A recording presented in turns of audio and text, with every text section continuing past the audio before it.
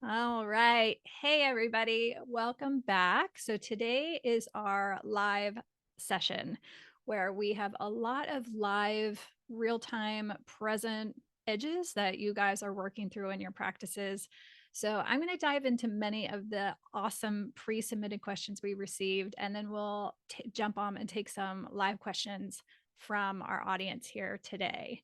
So, thank you so much for being here.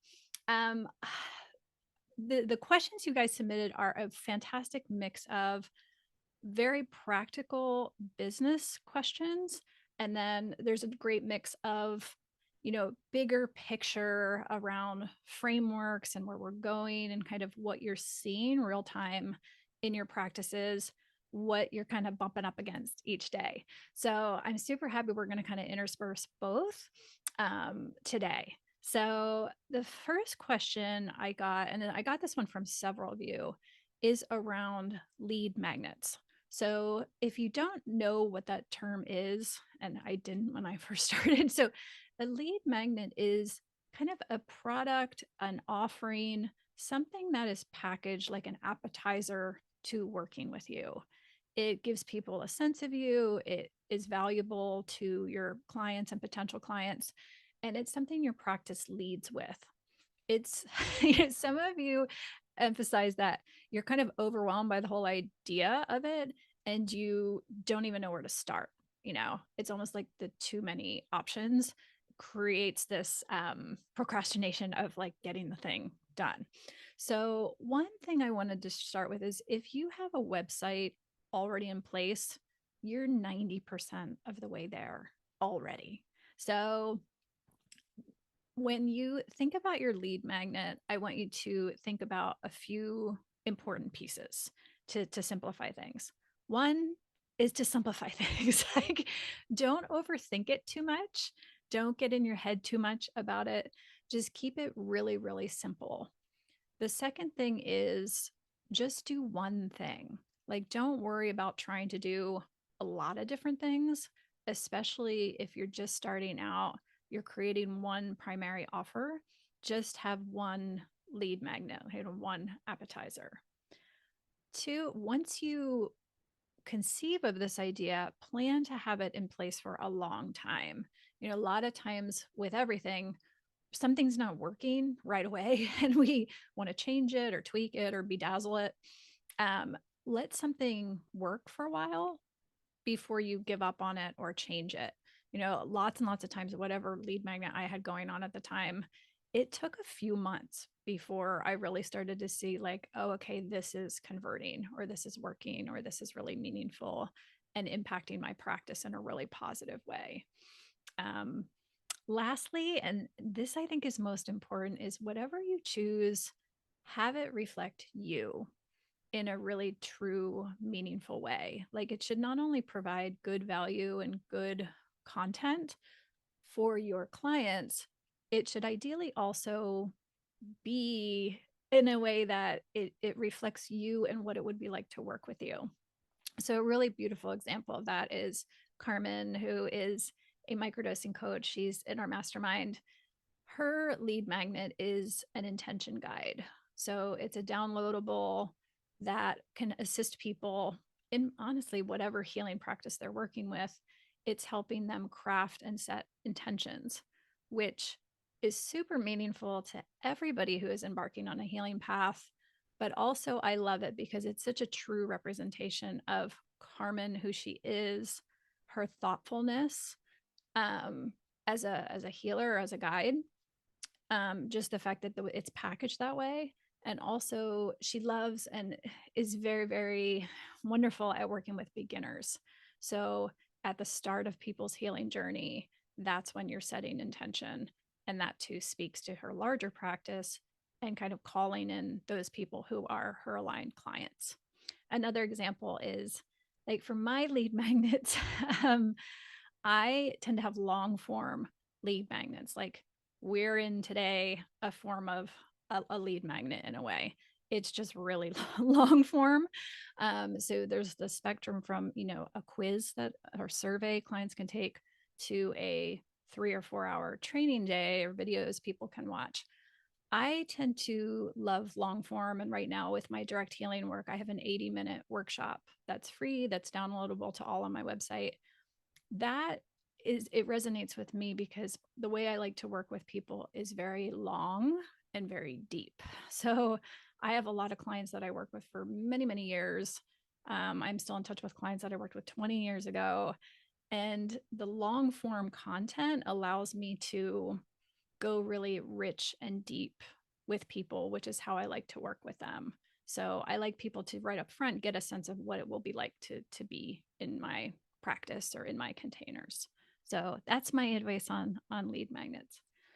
Um, then this is a great question. I got this too from more than one person. Um, Helen asked, I can't stop signing up for stuff. Like I just sign up for this training and that training and this program and that program. And I have so many certifications and so many different things, and I start things and don't finish things. Like how do I work with that? So I think I think that resonates with a lot of us. I think it's important to get underneath what's prompting you to do that, because there can be very, very positive things about what's driving you to do that, and then there's shadow things that are driving that. So I think on the positive note, I think as a healer, a lot of healers that I have worked with, and definitely those who worked with me at my studios, they really wanted to be at their best. Like they were driven to do lots of trainings and lots of certifications because they wanted to be better for their clients. They wanted to be stronger in their service to people, which is such a beautiful quality. They were curious and ever evolving. The most successful, long time experienced were constantly still going to trainings and different learning. So I think that's a really positive attribute. I think when it becomes problematic is when you're constantly bedazzling yourself with certifications and letters behind your name as external approval, to prove yourself. And when you're doing that, it's kind of this never ending, you're never going to be fulfilled when you're coming from that place. When you're coming from a place of expansion, those are different things. So when you know where you're coming from, one thing that's been really helpful to me is because I relate to this. Um, I love learning. I'm endlessly studying like super random things. So one thing that's really helped me is at all times, I kind of put boundaries and buffers around myself. So to help with this, so structure helps. And so I will at all times be doing one learning, one training, one programming in a business entrepreneurial coaching sense that will help me be a better leader, space holder, in terms of guiding my business, being a better coach, helping other healers with their businesses. And then I have one program, one learning that I'm in that is just for curiosity, richness, getting better at what I do as a healer, a healing practice. So I will let myself do one of each at all times concurrently, but just one of each all times. And I wait until the other one is completed before I look for and seek out the next one, which is really fun because when I'm sad when one is ending, it's opening up space in my life for a next, what's the next thing that I'm going to delve into. So hopefully that's helpful for those of you who relate to that. The next question I love so much, and also got from more than one of you. So some of you said, like, no matter how hard I try, I can't help but falling into some degree of FOMO. You know, I when I go on social media, I'm looking around and everybody seems to be doing so well and like turning out different things and like making so much money and driving around and their fancy car. Like I can't, even though I know better, it really, really impacts me still far more. And I don't want to have to divorce myself or hide myself from being on these platforms because there's an advantage to kind of knowing what's going on and being visible and being present there. So how do I work with that? I love this question so, so much because we're going to continue to deal with this while we're on the the bridge between the old way of doing things and the new way of doing things. And so there's still plenty of evidence of the old, and we're going to be with that for some time. So I think for me, what has been really, really, really helpful with this is to always bring it back to the work. Like ask myself, what am I doing here? Who is this work for? Who is the authority over my work? And what is the legacy? Like, what is this lifetime meant for me? And that really, really gets me clear and kind of lets the noise, puts the noise in a completely different level. So a lot of healers I speak with get really triggered, when they hear the term like legacy or empire or strategy or things like that. And it's taking your work seriously and valuing your work and being very intentional with your work. And so when you set these larger perspectives for your work, for your lifetime, again, it helps you get really clear on just what's not important at all, right? And so I totally relate to this. Personally speaking, we're coming off on at the time I'm holding this, we were coming off of the biggest conference event ever, kind of in the field that I'm currently working in.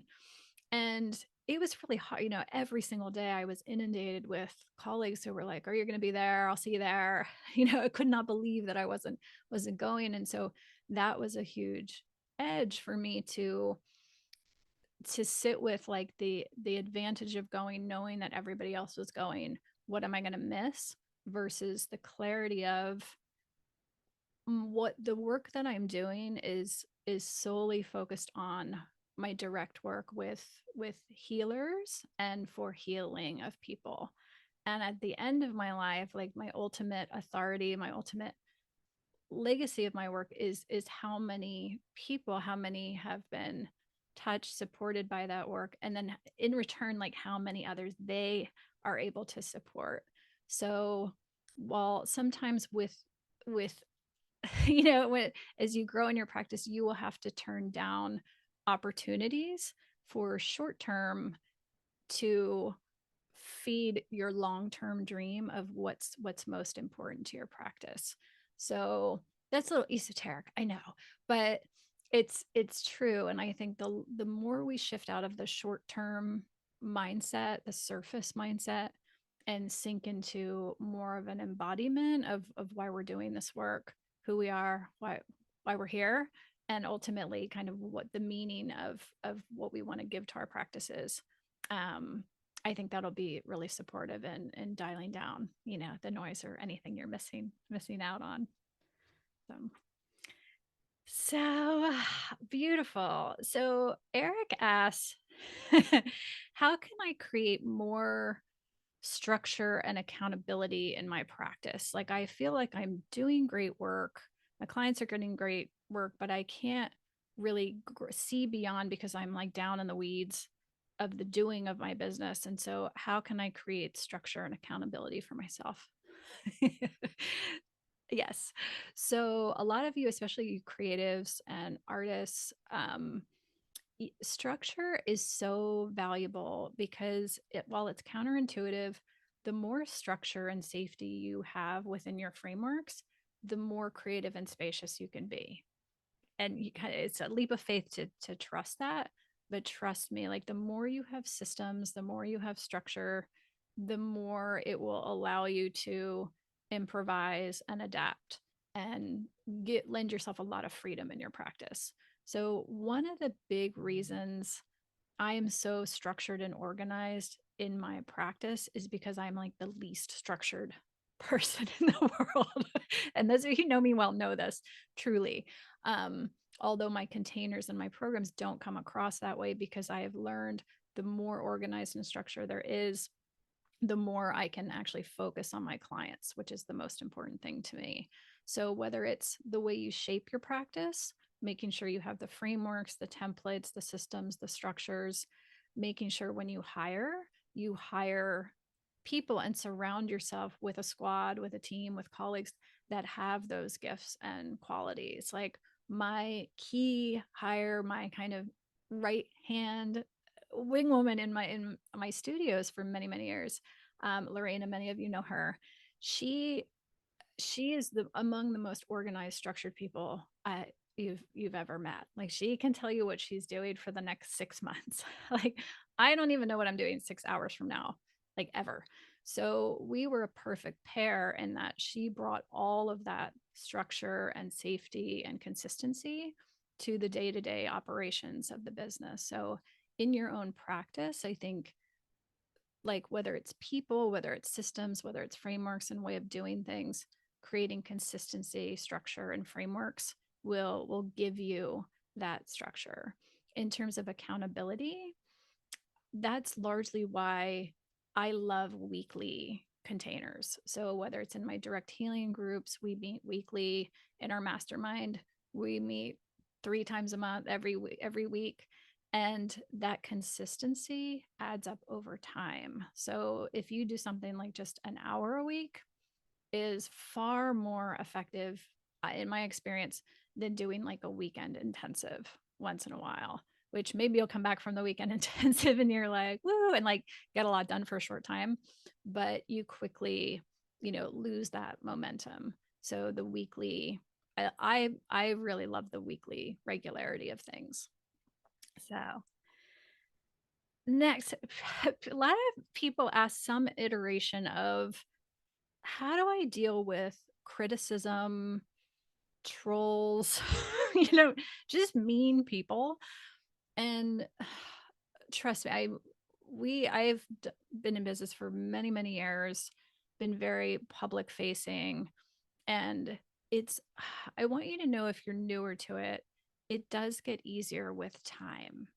It really, really does. I don't know if it's just a resiliency factor, you get a thicker skin, or the more clear you are on your work and you're in your work, you don't even notice it over time. Like what would bug you at the beginning and like gnaw at you for a few days, it becomes like a little blip over time. So just know, when you put yourself out there, it, you're going to attract people and you're going to repel people. And honestly, it's just human. It's a consequence of being human in the world and doing the thing. It's, to be in the arena, to me, is way more important than the spectators in the stands, you know, booing or clapping, or there's always going to be people booing and there's always going to be people clapping at any given time. And I have tended to surround myself, especially the more I evolve in my own lifetime, I tend to surround myself with other people who are in their arena too. So doing the work, and we're so focused on doing the work, we, for better or worse, don't even know what people are saying sometimes. So I encourage you to just, again, focus on the work. Trust that you'll get better and better at navigating it. Sometimes it's valid constructive criticism, and sometimes it's just flat out projection, and you will learn to know the difference. It was nice at my studios when we had a big team of practitioners who were so sensitive in a very loving, beautiful way. They were so sensitive, they cared so much about their clients and their work. And it was nice, because one of my roles was to filter. you know Sometimes they would see a negative review, but most of the time it would come through me and our front desk team. That really enabled us to have the ability to filter what was constructive and what was just projection. And so I was able to very frequently spare the staff like that, those hurt feelings, because I would just filter for, is this going to be actually helpful in helping them become a stronger practitioner, or is this person just projecting, and being mean for mean's sake? So hopefully that helps answer that question. Last thing I'll touch on with that, I think it's so helpful to have professional colleagues and relationships, because we all go through that. And so it can be very isolating when you're going through tough times where, there's like mutiny in your staff, or kind of like people are being mean on social media. it can feel very isolating and you want to make yourself really small. When you have community, when you have professional colleagues, when you have a mastermind, when you have a crew who are also, healing entrepreneurs, you realize really quickly, like, we all go through this at some time or another. It's going to happen. And when you have people around you supporting you and going, yeah, that happened to me last week, it makes it a lot more manageable. Yeah. Um, some of you expressed, Mark specifically wrote in asking, I've been reaching out to people to collaborate and do things, and no one's getting back to me. No one's getting back to me. So, this resonates too. One, it's sometimes it's just literally the time of year. Like, there's certain times of year when people are so distracted. Holidays are tough. Summertime, anybody who has kids and is navigating summertime and activities, um, it is tough. So I think not taking it personally is a good starting point. So just know it's almost never about you or never about your idea. It's just timing is often the case. I also think too, differentiating between when something should be an ask and when something should be an invitation is super helpful. So, a good rule of thumb that I use is if I'm asking somebody for something that's going to take them less than, say, 5 minutes, that's an ask. If something is going to be more than 5 minutes of their time, I like to frame it as an invitation, to not pressure them, to not put a time on it. So, how can I let me give you an example to bring it home a little bit. So if someone asks me for an introduction, like, hey, I see Catherine, she does meditation work. Could you introduce me to her? That's easy, right? That's an easy ask. Up where somebody comes and says, can you review my 75 page, peer review program, like beta test this for me. Like, that's a lot. Like, that's a big ask to ask someone, especially who is someone who like has a business and a full practice. So it's not that you can't ask for that, but I think framing it as an invitation, say, hey, I just developed this new program. We're looking for beta testers and readers. Let me know if you have time in your schedule to read it. So that will, I think, give people and take away the pressure of kind of saying yes or no, and instead of just ghosting or ignoring, um, just hold the door open for an invitation. Um, Also, I think doing a little bit of research as to like where that person is in their practice right now. Um, so like right now, I'm preparing for a new mastermind. I'm currently in the midst of an intensive with my direct healing work I do with people. So if you kind of glean me on social media, like, now is not the ideal time to really ask me to dig into a new partnership, and you just have to scroll someone's social feed or website to kind of check out where they're at. So again, that helps you not take it personally if someone's not getting back to you and it's like, oh, okay, they're in the middle, they're in the middle of a program, they're in delivery mode or they're in launch mode.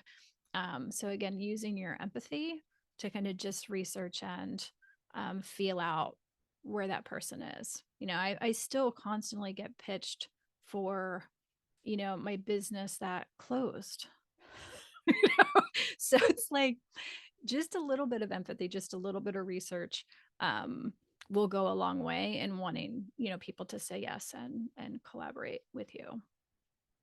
Um, Another great question I get from healing artists is, I get overwhelmed by a lot of the framing of business coaching, especially, is reliant on, tech and funnels and systems and lots of, make 7 figures and, you know, and that it doesn't resonate with a lot of healers. It's just very overwhelming and it doesn't feel aligned. And I understand that. I think what's helpful is, uh, you know, creating structure in your business doesn't necessarily require tech. It really doesn't. Like, I'm still, after all these years and so many, serving a lot of people, I'm still super low tech. Like, I still don't to this day use an electronic calendar. I still use very few software functions. Um, because a lot of times I feel like they overcomplicate things more than they make things efficient. So it depends on your facility with tech. But just know, like, you can have a really robust, expansive practice and not need all of those things. You know, when people talk about funnels, we immediately go to like complicated tech funnels. That's really, I suggest you reframe that. Like, a funnel is just a client journey, a client pathway, and we can make it a little more human when we frame it that way. So it doesn't need to be super complicated. It's just those little touchstones and points along the way that you carry your client from the time they hear of you, engage with you, delve into work with you, and then also kind of the closure of your container and your ongoing connection with the client is really, that's what we're talking about when we say funnel. So don't be intimidated by it, right? All right, next question.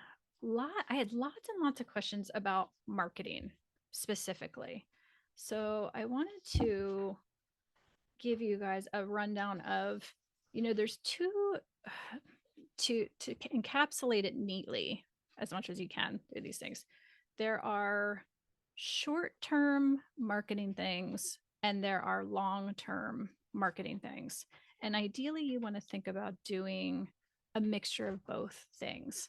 So I wanted to give you a list of examples of the difference between the two, right? And let them just kind of cook around in your brain. So some of the long-term marketing things you can think about are creating an ecosystem, for yourself. Like, are you connected to other people in your field, other resources, other, people in the community who are allies of a field you're in? Speaking gigs and conferences, media, blogging, podcasting, those kind of things that have a really long tail where you go into them and go, I don't know what's going to come of this, but they carry on. Like, they're on a website. Um, SEO is another good example of long form, kind of long perspective marketing. Um, your website is a great example that sometimes is a long form. And also just influencers. Influencers make us think of the people on TikTok. I don't mean influencers that way. I mean influencers within your current client base, colleagues, staying in touch with them for them to share you, but also to learn from them kind of what is going on, what is current and present for people, right? So especially if you're not directly doing direct healing work with people in a significant way, that's not a significant part of your practice, it's important to touch into those people because those are the people who are really seeing what's going on in their applications, in their practices, and who's coming in. Marketing, like short-term marketing, is more like relationship, like having coffee with people, having lunch with people, like directly outreaching to people that you know personally to let them know what you're doing. Social media is a great example of this. Going live, like doing video lives, webinars like this, are an example of that. Teaching, if you're a natural teacher, like doing webinars, doing lives, doing bite-sized teaching experiences on something you're passionate about is another great kind of short-term marketing thing. Your lead magnet, your collaborations are another great example. Like, you might do an event together, you might do a retreat together. Partnerships and collabs are wonderful. And then your email.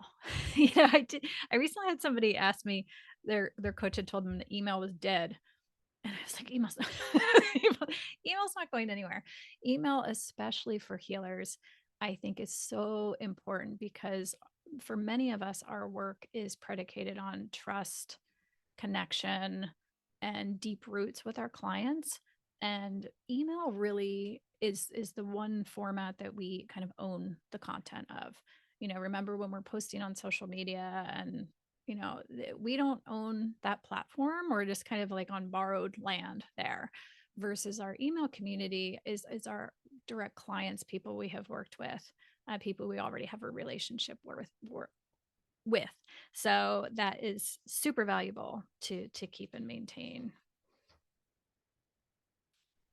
And marketing, I had a bunch of questions on marketing, and reading through them, I think what I want to share on marketing is just three major the three most major to me in my experience learnings I have had around marketing. So, number one is market to what people want, not what people need. And it took me a very, very long time to for this one to really, really sink in, because as a healing artist, you can probably see people to an extent and a level that most people can't. And so you can see someone and you can see very clearly who they are and what they need truly to support them. But the way the human being tends to work is we gravitate toward what we think we want, not necessarily what we know we need. And we very often don't even know what we need until we get it, right? And so when you're marketing to people, market to what people want versus what they need. So some great examples of this are, a lot of people lead with make six figures, make seven figures, live this lifetime, live this lifestyle. And those are the things people want, but it's what you're going to get, hopefully, are the tools and resources and skills to get you there. But they lead with those things because those things are effective, you know, um, for most people, right? Another thing to bring it down to the level of our practices and real time, I saw at our studio all the time, people would often not be drawn to what they needed, they would be drawn to what they thought they wanted. So, for example, if someone was a really super intense, like high achiever, you know, person with a high pressure job and stress, like we could see them and know what they needed was yin, heart opening, relaxation, their nervous system to be reset and relaxed. Would they be if we held out and marketed to them with meditation and yoga nidra and relaxation massage? No, they wouldn't do that because they were drawn to what they thought they wanted, which was power yoga, you know CrossFit, hard deep tissue, like super deep tissue work. And so we marketed to them in a way that would resonate with them. But then once they came in, they had at their disposal all of this other range of things. So it's a little bit of a mind bender for us, especially for you guys who see people so clearly. But understanding when it comes to marketing, focus on their wants. Number two is get yourself out of the way. So many healers I work with, they overthink and they like get too caught up in being perfect and imposter syndrome and sabotaging themselves in lots of ways, and you know worry about themselves and like how they're coming across. If you know that your client like cares so little so little about that, your clients care about, is this person care about me, and do they have the resources and skills to help me with what I am. And so if you continuously bring yourself back to the client and the work and get yourself get yourself out of the way, um it becomes marketing becomes so effortless. And it may not seem that way, but trust me, It does. Like the more you focus on the client and the work, it is, and it becomes not only effortless, it's just a delight to really like focus on what your clients, what is up with your clients. And then the third thing is, and this is like society wide right now, but I think it really can differentiate you in your marketing is the empathy piece. Healers are naturally equipped with empathy. We come in that way, most of us. And I think allowing yourself in your marketing to put yourself in your client's shoes. So for instance, like not just like thinking of an idea and then doing it in the moment, like really taking the time to think through, put yourself in your client's shoes. How are they going to receive this in terms of the timing, in terms of the messaging? Is it really for them? And versus coming from a place where it's framed by too much you in the process. So the more empathy you can inject into all of your marketing, that will serve you super well. Next question. So with Tara and Linda asked this question, and it's a great one. So many of you do lots of different things, like you're multi-passionate and ever evolving. And it's so beautiful because you bring this amazing tools and resources and breadth of experience to your clients. But in terms of your marketing, marketing and branding, like you guys asked, how do I do that in a way that is cohesive and coherent, but also differentiates me from everybody else? So I think this is relevant to so many people. We're actually bringing in one of our first guest experts in our mastermind is going to be a personal branding expert who's going to teach us how to do that as healers, um, because we don't often think of ourselves as a personal brand, but you're all a personal brand in some ways. And so it's how to make that messaging clear to people. I think really, really emphasizing your gifts is a great way to make it clear. So it's not again what you do, it's who you are that is put forth. So I have the privilege of knowing both Tara and Linda. And so I know they have very, very distinct gifts that are unique to them. So if you present your practice in that way, it really, really good gives a good sense of not only what you do, but what it'll feel like to work with you. So that's a big one for a lot of you, I know.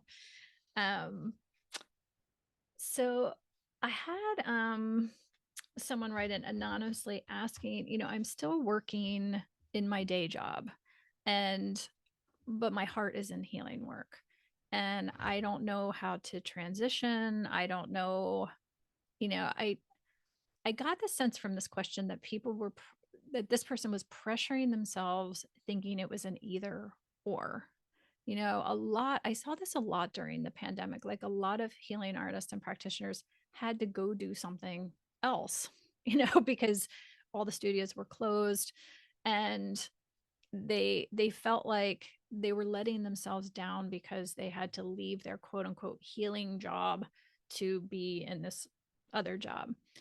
The fact is it's not either or. Like I think we as healers need to know and empower ourselves, like we're healers all the time, no matter, and that's what the world needs most. We need like all of us to become healers. So real estate broker healers and lawyer healers, and people across every profession that also identify as healers.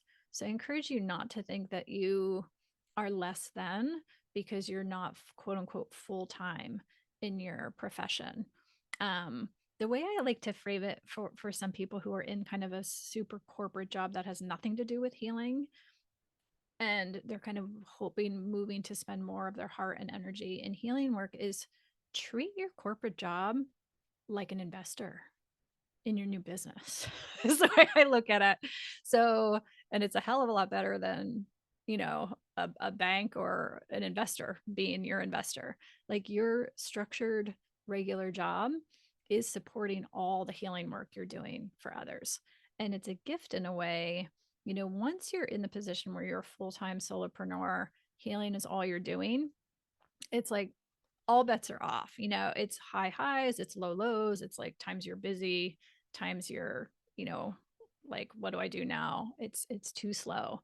When you have that consistency of a job, it can really, really support your practice because you can work on the fundamentals, work on your structure, work on your foundation, get all those things in place. Because when you're serving more and more and more clients and want to focus on that direct work, you won't have the time and bandwidth to do all those pieces. So use it as a gift. I don't think it's you know I don't think it's detracting from your ability to serve people. I think it can actually be really, really supportive. um, Next question is, I'm hiring my first employee, and do you have any advice around hiring? Oh yeah. We could do a whole workshop on hiring and employees, but the question didn't specify who they were hiring. So it really depends on what position you need, and that's highly dependent on the type of practice you have. If you I think overall, no matter what position you're hiring for, it's really important to hire for their strengths versus your strengths. Like, I see this a lot, and it's very easy to do because like attracts like, and we see ourselves in other people. So it's very common for people to hire people who already have the strengths that we already have ourselves. And that doesn't serve your clients or your business because you want to be stronger all around. So if you can hire for people strengths that are very, very different than yours, will be so supportive. So whether it's an organization thing, whether it's kind of an extroversion introversion thing, if it's someone who's going to be very, very public facing and doing kind of more outreach and marketing and public relations for your business, allowing you to kind of stay behind the scenes or doing the direct work, um, that's really, really useful. Also know that as you grow, I saw this a lot in our studios. So when you are new and you're establishing a thing, those first hires are like, they have so much influence over the feel of your practice, of your business, what you're creating. I could trace back all our studios as we grew. Once we grew into a lot of people, even years later, I could trace back the feel and vibe of our studio to those original first 3 or 4 therapists and practitioners. They continued to have like that ripple effect of their nature, unique natures and personalities in a very cool way.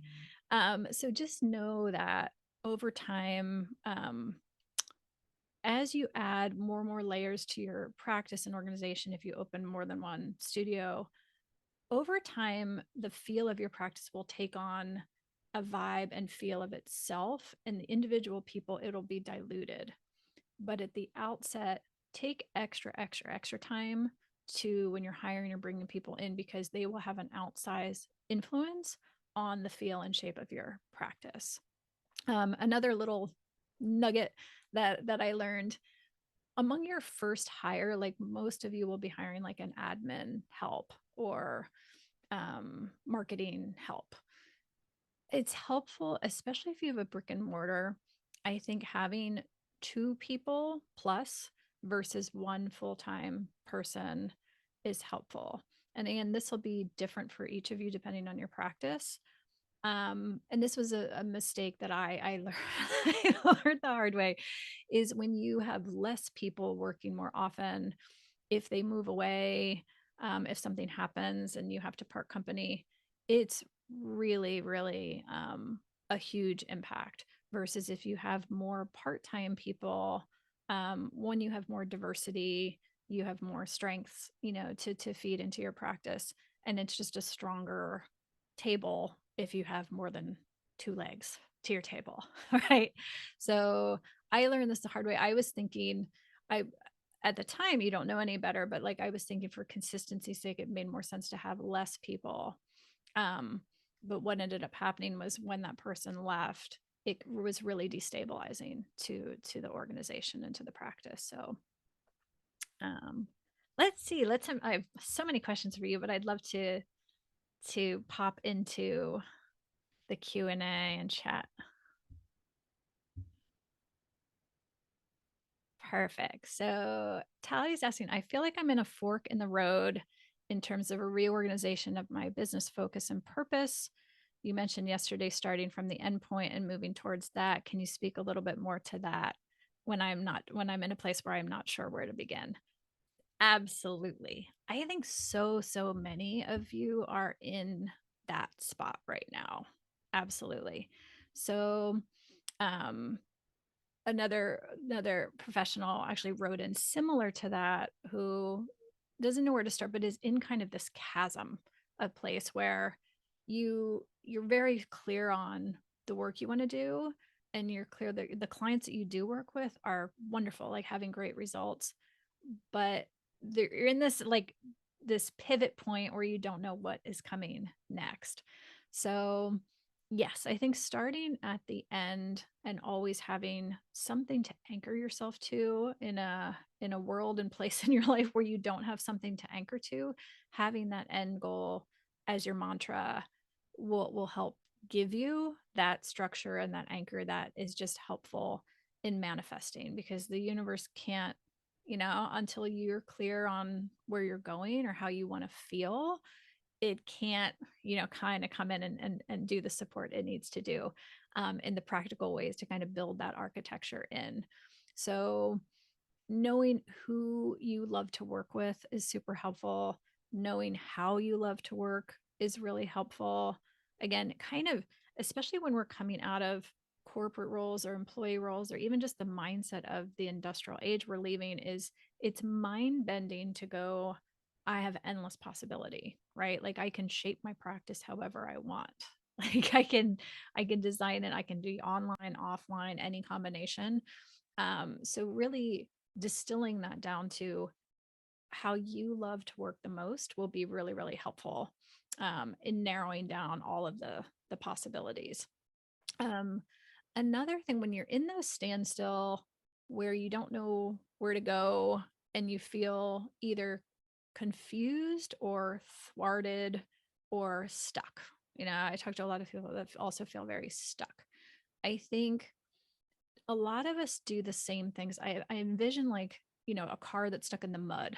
You just keep hitting the gas, hitting the gas, hitting the gas. And the goal is like not to hit the gas because what you're doing isn't working, and you're just like hitting the gas because it makes you psychologically feel better to try to keep doing the same things that you're doing over and over. When really just relaxing, take your foot off the gas and looking around in your car and like, what can I do with this time, that is freeing me to do things. So I've had two times in my career that this happened to me. One was back in 2008 when like the whole financial Lehman Brothers thing happened. And unfortunately at the time I was working with a lot of international and national people who traveled to my city, and that's who I worked with. Well, that just like shut down completely. And it was like a long stretch of multi months where there was no work, like there was nothing going on. Um, and I had a body work practice at the time. So I needed my body. I needed to be with the body, and there were no bodies to be close to. So it was like, yes, it felt all those things. It felt, I was super confused and I felt thwarted and stuck, but I was like, I can kind of hold my little sign out and keep doing body work, and be really scared and frustrated. Or I can use the time, like one thing a lot of healing artists want to do is create a book or a resource. And part of it is time, like when you're busy in your practice, like it's as you some of it's hard to create while you're serving and delivering at the same time. So during that period of time, that's when I wrote my book. Is I would go to my workplace, and just as if I was going to go do body work, but I wrote my book during that stretch of time so that I could feel like my energy and my passion, what I had learned so far, could go into something, and at least I was creating momentum in a positive way. While I was just trying to get myself through that period, the long tail result of that, the fact that I had a book, had an enormous long-term positive effect on my practice, that I was not anticipating at the time. I met so many people, I got so many new clients solely based on because they found me because I had a book. So when you're in these spots, I encourage you to go, what is this gifting me? This space, this gift of space. I might not have it for very long. And also, how can I create momentum that's not just kind of churning up the mud that I'm in? Like, how can I redirect this momentum? I think gratitude is that's one I always use to kind of kickstart my practice. And when I'm in these lulls and like confusion points, if I don't feel any self momentum happening, I will go support somebody else. And that always does, it always has a magical effect on things, whether it's like little things like writing a testimonial for someone or writing an online review or just calling someone, like asking if I can support them in some way. It's really neat always how just it kickstarts your momentum, even though it's not directed at like the thing you're trying to make happen. It says to the universe, and it always comes back around with an idea, with a new creation. The pandemic was the other time in my life that was, again, like kind of brought everything to a standstill and point of complete confusion. um, but looking back, had I not had the forced confusion and space that created, I would have never had the bandwidth to do the work that I'm doing now, and I'm so grateful for it. So as hard as it is, these moments in hindsight are often a gift if we look at them that way.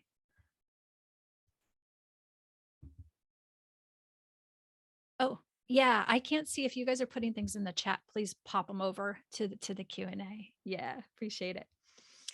Um, okay. This is a good one in the meantime.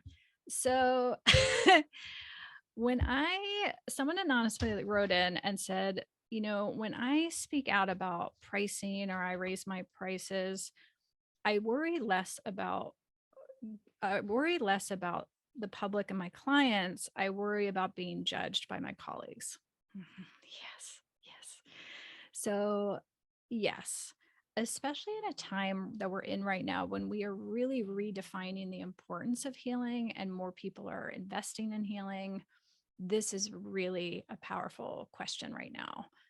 So, one of the things I I would love to share with you guys is we need to we need to reclaim the whole notion of investment and money and the shaming that has been attached to that in the healing arts world specifically.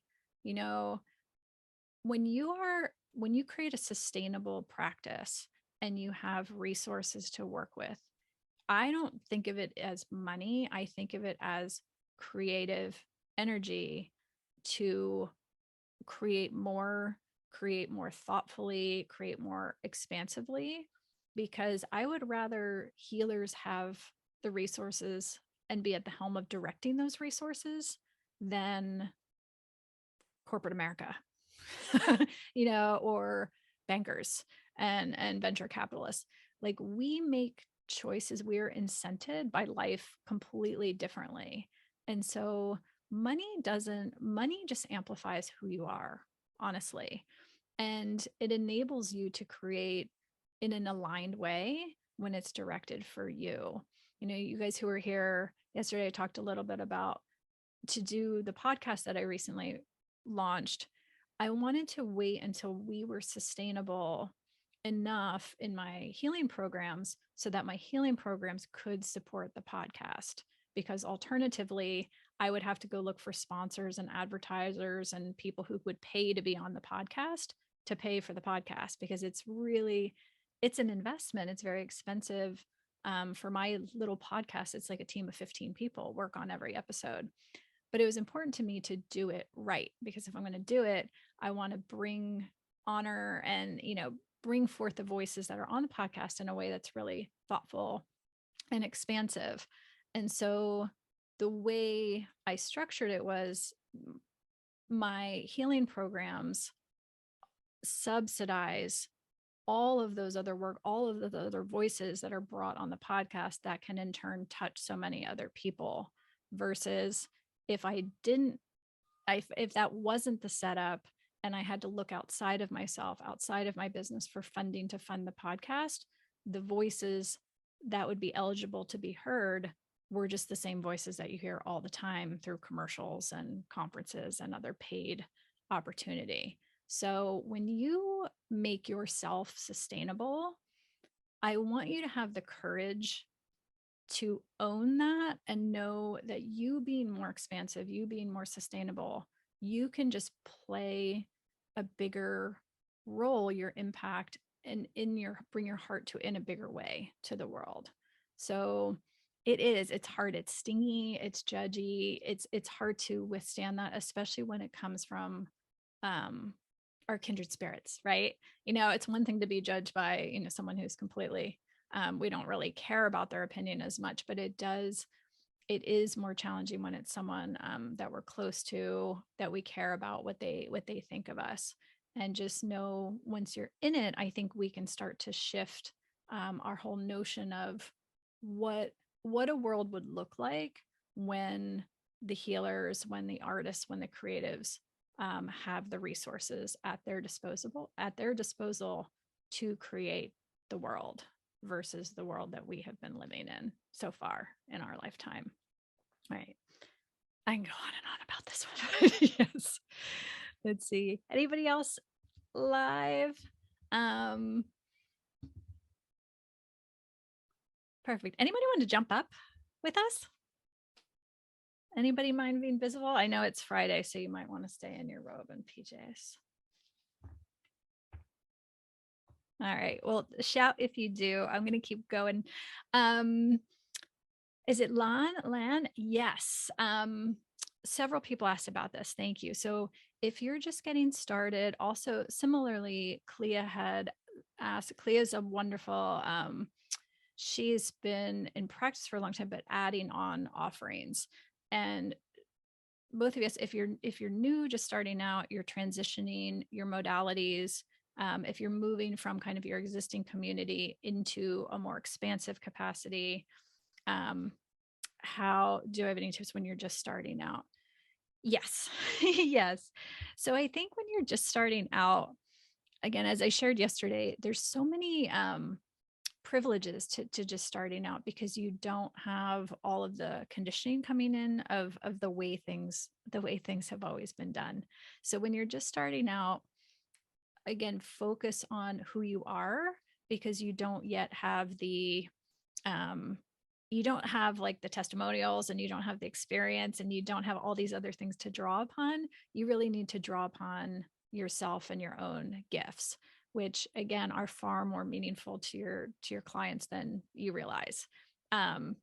So I think emphasizing your unique nature, and also establishing yourself in a way that you can grow ahead. Like a lot of us, and I think it's just a human thing, we see as far as the car in front of us. Like we don't look to the town that we're going to.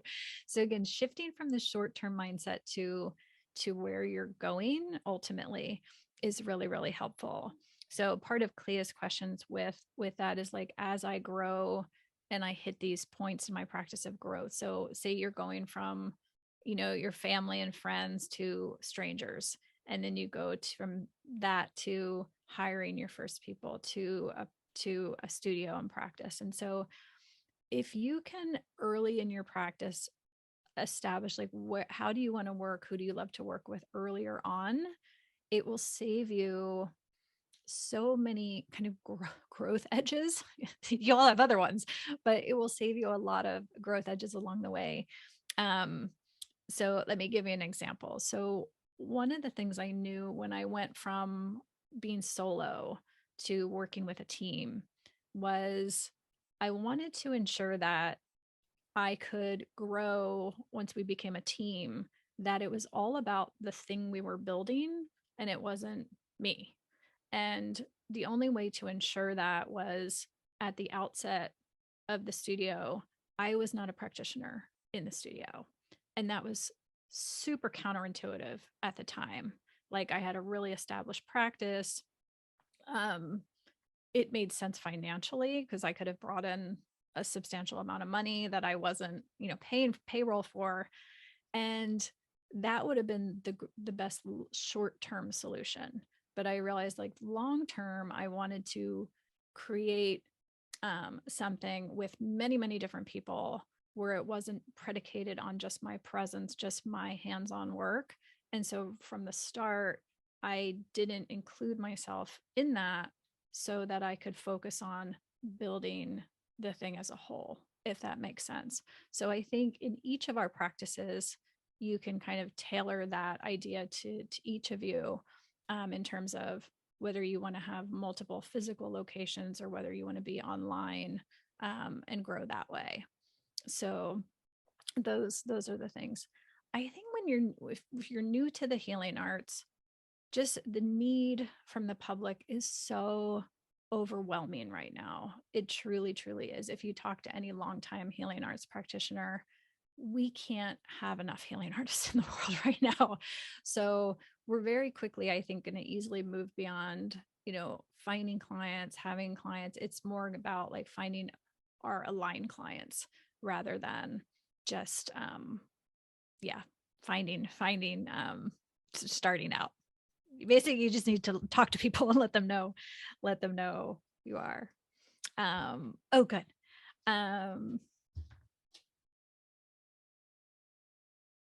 Awesome. Carrie's asking, I'm afraid of group settings.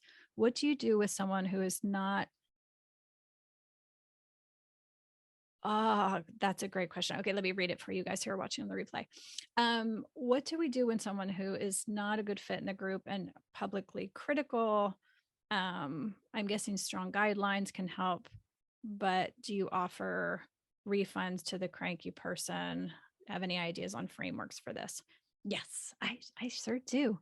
So group work, those of you who know me know I'm super passionate about group work. Um, and it's been surprising to myself too. I get a lot of people in our group programs who tell me in our intake process, I'm not a group person. It's very common. And I just laugh because it's like attracts like, but it's interesting in the group, those people thrive in the group. And I think the lesson for me is like each of you, when you have your own group, will bring your own unique flavor to the group. So each and every community will come to reflect you. That's why I love it when I'm collaborating with someone or partnering with someone. I just like to hang out in their community, and whether it's online or offline, and get to know them, because it will give me a good sense of what it'll be like to work with them, if I see kind of them holding space and community and the flavor and feel. So yes, I've had both occasions. So I think all of us have participated in groups, or if not led groups, and we we all know what you're talking about, Carrie. Um, that happens. It's working with humans. And so I have found it really helpful to differentiate when I can work with someone's projections or difficulties or disruption in a group setting, and when it's too disruptive to the group. So kind of like most things, when I'm sticky on things, I look to nature for guidance. And the way I look at it through nature's lenses, sometimes if there's a blight in you have a really beautiful, healthy forest, and sometimes you have a blight come in or a toxin come in. And in some cases, you're going to have to expend too much energy tending to the blight and putting that fire out, that it detracts from the entire rest of the group experience. And you lower, the vibe of the overall group. Sometimes that will be a case where I'll say, I think you'll be best served working with someone else. I take responsibility when it's, something that I haven't expressed correctly, but I try to amicably give them resources to work with someone who's a better fit for them. But other times, if you're willing to kind of get under the projection and what's really going on, um, it can really be an amazing experience. Some of my strongest, the strongest results I've had in our group containers were when people struggled a little bit in the group setting. Um, but then once we got underneath what was coming up, like what was triggering them, it was exactly pointed to the wound that they needed to work on most. Right. And so I'm very grateful that I just didn't issue them a refund, that I took the time to have like the extra conversation with them and see if they could um, rise to the occasion, if I could grow as a facilitator and rise to the occasion. And in many cases, they wound up having super profound results that benefited not only them, but their whole community, their clients, their family members, and so forth. So I think both can be great. I think guidelines can help. Um, but it's really like the quality of the energy of the space you hold, just kind of like contracts. It's like, if someone's going to be an asshole, they're going to be an asshole, even if they signed a piece of paper saying they're not. So it's really kind of the way you hold the space, I find, is going to be way more powerful than, something people signed an agreement to. Yeah. Yeah. Awesome. Thank you guys. A lot of you are curious. This came up in our mastermind group too, and some of you asked about creating an online program now that we're coming out of. Oh, sweet! And Angelica, you'll be next. You can just hang with me here while I answer this next question. So, some of you, some of you, welcome. Some of you asked about creating a course, an online program, an online course content post COVID. Like, we were in this phase earlier where we were all on screens because that's all we had, right? And so everybody is feeling like, what next? Should I have online content? I really believe in hybrid content from here. I think it's super important to have some online content so that we can open up our work to the most global, accessible way. And through virtual means, that is the ideal. So even if you're one of those people who loves live work, you can do that. But I think having that component that opens it up to people outside of your direct community, we are in this moment where all of the healers, citizen healers, are lighting up like all around the planet. And I think the goal from here is to find each other. And if we can bring our content and our essence through technology in just a minimal way, or at least part of our practices, it's super meaningful.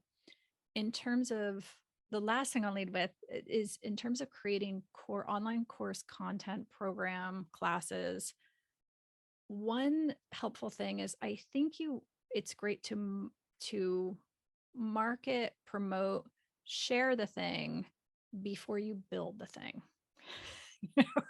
And that's super kind of counterintuitive, and it's super scary, because you're like, who am I building it for? But it validates your idea to know you have an audience. So a perfect example of this is during the pandemic. I was led to create earth medicine online programs. But at the time I was like, is anybody else doing this? Like, has anybody else heard of this? Is anybody else going to want to do this? And so I launched it first when I just started the course, and I waited until I had enough people going, yes, I am doing this too. And so that was really, really helpful, because the first iteration of your online program, course, whatever it is you want to teach, your first one is always like a pilot 1.0 beta version. And so real time, you're building the thing in response of what real people are needing from you and from the content. So that will really help your energy as well, because instead of just like guessing what people will want to learn or what will be supportive, you can see it real time while it's happening. So yeah. Angelica, welcome. Hi, thank you. Can you hear me? We can, yeah. Okay, cool. Well, I just wanted to say hi and thank you so much. for everything so far. It's been amazing. And my question is related to content, actually. Um, well, you already know me, so I don't need to tell you that I'm a Sagittarius, but I get so bored so easily with content, and I worry about consistency as well. Like, I just want to be like all over the place all the time, kind of with my content. It takes a lot for me to like do the same colors, do the same font, like things like this that I see. And so I guess I'm just curious about that. Like, how important do you feel that consistency is in content? I don't want to look, all over Yeah. the place, but I kind Yeah. of am. Yeah. So I think that most healing artists resonate with that. We love creating. We'll create endless programs and offerings and this and that. Like, that's fun.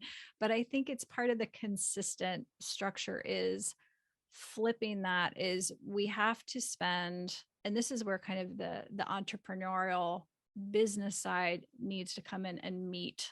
you know the condor nature of us is bring that structure in to know that the structure will serve the creativity, and we have to spend equal amount of time to create that, to really do the creative part in a sustainable way. Like for me, I remember I had a coach years ago who said that 80% of your time should be spent on offering what you do to the public, and only 20% be creation. And I was like, like in my world, and like a lot of healing artists I know, like 80% of our time is spent on creating the thing. And then we're like, oh, hey, I have this event. Okay, you want to come? Okay, bye. Okay. Next thing, and the next thing, and the next thing, and the next thing. We're always looking to the next thing. So I think like to Helen's question at the beginning, it's how we can bring that in and harness that is sometimes just we have to have our own self-imposed structures in bringing people, as we talked about, like bringing Lorena in to my world. It served that for me really well and helped me, ground me and bring me down to earth. And like promote the thing. Don't just make another thing, like promote the thing you have. And I think one of the things people worry, and this will speak to your saggy heart, is they worry I'm going to get bored. Like if I'm doing the same thing year in, year out, like I don't want to get bored with what I'm doing. And so they spin off and do all these other things. Totally. I think we're going into our 18th 6-week immersion program this fall. And it's so beautiful because I can be more creative within that container, and I can go deeper with all the people in the container because none of my creative energy is spent recreating the program or tweaking the program or messing with the program. Like the program just becomes more layered over time as we develop more content and learnings and more people come into our world. But the structure stays the same. And when the structure stays the same, it's the antithesis of boredom. It just lets you sink deeper with people, which is why you're doing this anyway, is the connection with people. So, yeah. And you asked a really beautiful question as well, which was, how do I know the thing I'm doing is the highest and best service that I can be doing? I think that's really common, especially um, when we're in when we're in the beginning years of our lives and our professional practices. um, Really knowing, and I think this is where we can learn from ancient practice, like in ancient practice, ancient cultures, a lot of times you didn't even start as a healer until you were like 50, you know like you weren't like either allowed to, or you weren't expected to, or you wouldn't even, you have to accrue a certain amount of knowledge and wisdom before you can share it with others. So I think we pressure ourselves way too much in our modern society. We're conditioned like we have to have it all figured out by 22. Like, what are you going to do? What are you going to be? What are you going to study? Like, and then you got to stick with that like your whole life. I think we're moving out of that. And the reason we're so uncomfortable right now is because that's the natural way of being.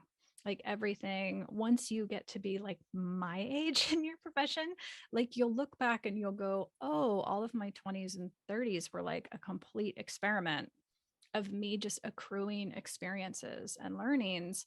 And I can be way more grounded in my service because I bring all of these experiences to it. So I think just knowing each and every experience, modality, training, mess up, success you have is just going to make you a stronger healer over time. I remember in when the studios closed and we were that first summer. We closed in the spring, and then by summer, I think it was dawning on everybody like, oh, this is going to be way longer than we thought, right? We should do something else other than Zoom classes. We can't do what we've been doing for the last few weeks.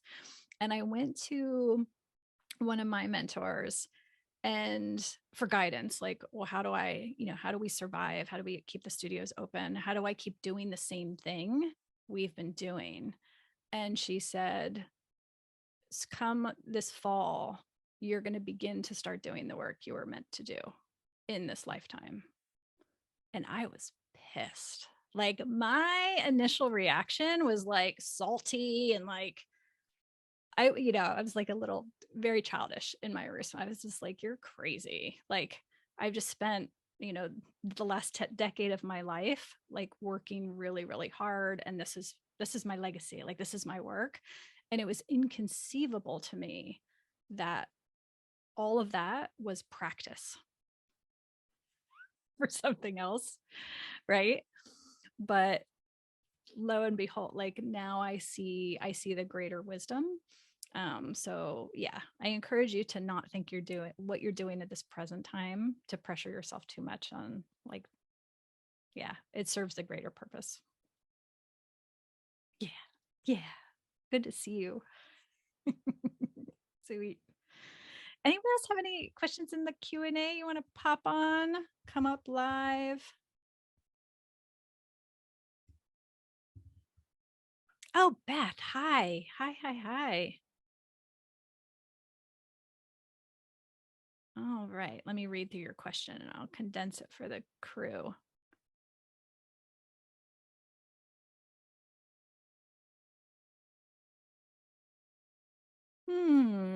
Okay, let me bend this into so a lot of the practitioners who, hi Beth. Yeah, let me bend this into a question I think will be resonant with a lot of the group. So you when you're new, that's one thing, but when you are really established as you are and you've been in the healing arts for a long, long time, as I know you have, part of it becomes where do I go from here? When I've done so much and I've done so many different things and I have online presence and I have my Zoom classes, but how do I grow and expand from here? And I think going forward, collaborations are going to be a really, really valuable part of the future of healing. Hi, Beth. So good to see you. Hi. Yeah, yeah.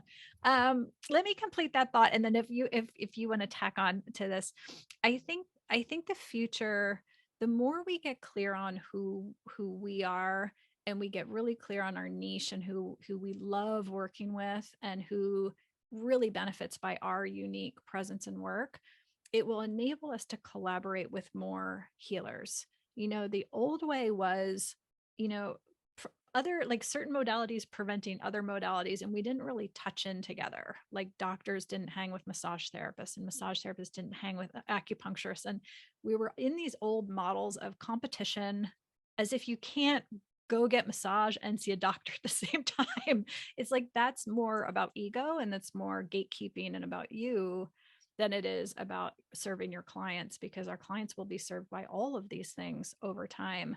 And I think as we move out of these tropes of scarcity and competition and more aligned sovereignty, it becomes less threatening and we can kind of join together and go, this person will be served. And it opens up in terms of expansiveness of our practices. It just naturally, like nature, we pollinate profusely all over the place, because if we can work together and have all these different touch points across all of these different modalities, we can really serve our clients and also create massive sustainability in our own practices, because it's ever, it's ever flowing and ever giving. Yeah, Beth, I'd love to. Yeah, come on up. Um, well, I'll just be really honest, okay? Like I have work there's a thing inside me where I know I have a creative nature. And there's something that really wants to also do more energy work. So I do a lot of movement and work with people. And that includes my intuitive, because I've always worked from that, but also challenge myself too, and I do guided meditations, but honing in on, figuring out what new ways I can do, but also, just to be honest, like the way I just admire people who get out there. And I know you probably have, like, you've talked about marketing. I haven't heard much of it, but I'm going to listen to the replay. But getting myself to do certain things and getting, like, there's a level where I almost want to find someone who'll do that for me. And then I just work with the people, because that's, I'm good at that. But I'm not good at the rest. Um, you know, That's most of you. Yeah. I think everybody here is like, yeah. Yeah. I think too, what the collaborations that I just spoke of too, I think it allows you. I work with a lot of introverts who are super talented. I'm like, I just want to be with my clients. I just want to be with my clients. And so the more we're in touch with each other and in community with each other, that's a great way to get found in a very organic way, where you're not having to put yourself on TikTok and expend energy in places and avenues that in conventional marketing that you don't want. It's, you are a people person, direct with people person. And so the organic marketing for you is just being in relationship with other healers. I think too is allowing and trusting that people will evolve with you. This comes up. I'm thinking of Mia. So Mia was a personal trainer in the fitness world for a very long time. And she was drawn to kind of get more into spiritual work and meditation and earth medicine. And she was like, but all of these people know me as a fitness person, right? And how are they going to be if I'm like talking about these, spiritual topics and things? Are they going to be open? And I think for a lot of healers, you don't realize that people are coming, like, you think they're coming to you because of weightlifting, but they're actually coming to you for you. They want to be in your presence. They're drawn to you. And so they're going to be way more open to evolve with you as you evolve, if you are courageous enough to kind of show that side of yourself. yes, So I totally agree with that. And I feel like through the recent years, I have been doing much more of that and showing more of that side of myself. And that's why, at some classes I do with groups, I do meditation at the end. And, there's different things I've included. So I just feel like I need maybe just some self, reflection about what it is I want to approach that would be something a little bit different and still do what I'm doing as that safety net, so that I'm not just jumping out on a total limb. mm-hmm. So I Mm-hmm. think it's somehow getting that. And also what you said is really great about working with other people and other healers, and that being an avenue. Mm-hmm. Yeah, I think it's made the corporate structures we've been living with up until now have precluded that, because everything is so top down. There's like the owner and then there's the employees of this thing. And so it's not really suited for collaboration between the practitioners, because it wasn't about the practitioner. It was the commodity of what they offer and serving the customer. And that model doesn't lend itself, versus if we're all free and sovereign to just be who we are, we can collaborate and touch in much more expansively to allow for those connections to happen. Great, Yeah. great, great. Yeah. Yeah. Thank you. It's so good to see you. Beautiful. We have time for one more. Does anybody else want to pop up? Pop up. If not, I'd have so many questions. Let's pick a good one.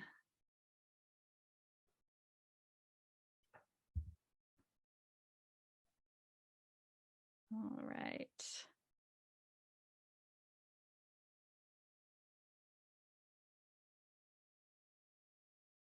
All right. Okay. I had a few questions around feedback and guiding in our practice, like who to listen to.